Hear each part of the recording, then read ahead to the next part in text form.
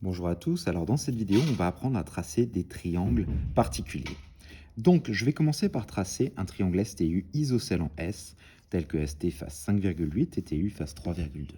Donc la première chose que je vais faire, c'est que je vais tracer à main levée le triangle, en prenant toutes les données pour le tracer.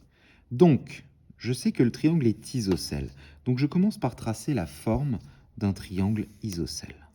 Voilà, triangle isocèle, il a deux côtés de la même longueur. C'est fait.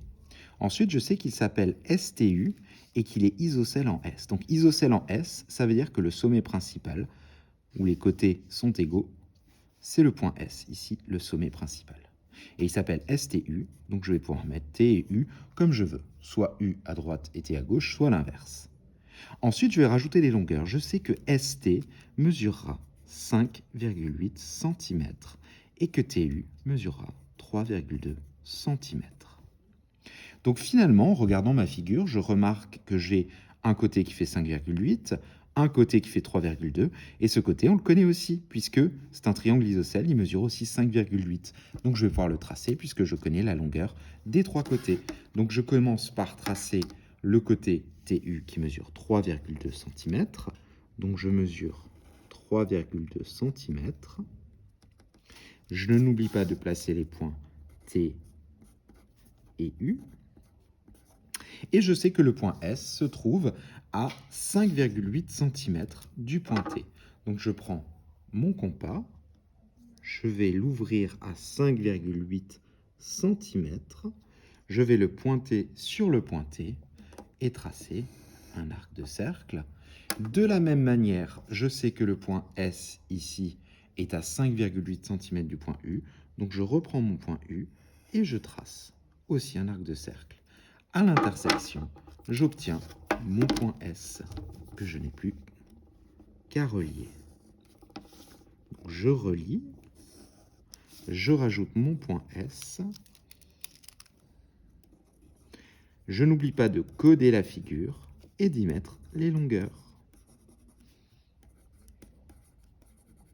Et voilà, j'ai réussi à tracer mon triangle en vraie grandeur. On va passer tout de suite à un deuxième exercice.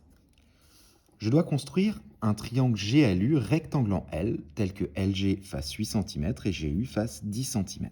Donc de la même manière, je vais faire un dessin à main levée.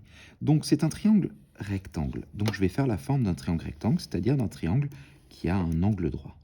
Voilà. Je sais qu'il est rectangle en L. Donc ça veut dire qu'à l'angle droit, on a le point L. Il s'appelle GLU, donc je vais pouvoir mettre le point G soit en haut, soit en bas, et le point U sur l'autre sommet. Voilà, ensuite on va mettre les longueurs. LG mesure 8 cm. Et on sait que GU mesure 10 cm. Et je vais pouvoir le construire. Donc la première chose que j'ai à faire, c'est de tracer par exemple le côté GL. Je ne pourrai pas commencer par le côté GU car je n'y arriverai pas. Je vais donc commencer par tracer le côté GL qui mesure 8 cm. Donc je le trace. GL, 8 cm. Puis, je sais qu'il y a un angle droit. Donc je vais pouvoir tracer mon angle droit.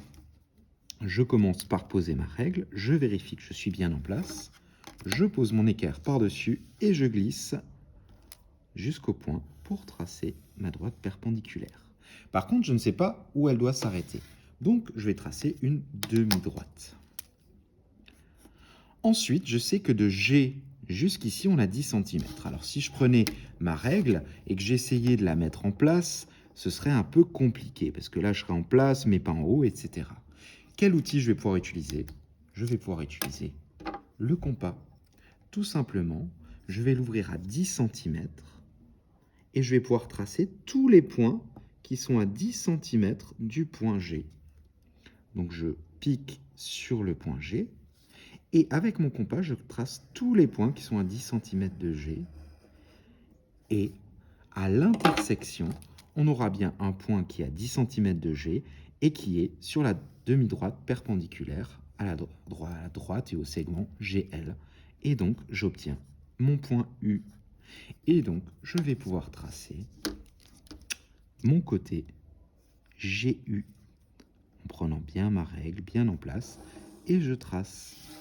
Et voilà, je n'oublie pas d'écrire que GU mesure 10 cm et j'ai terminé ma construction. Vous savez donc maintenant comment construire des triangles particuliers. La première chose à faire est donc de faire un dessin à main levée et ensuite d'en déduire grâce aux informations comment on fera pour tracer la figure. Je vous dis à bientôt pour une nouvelle séquence.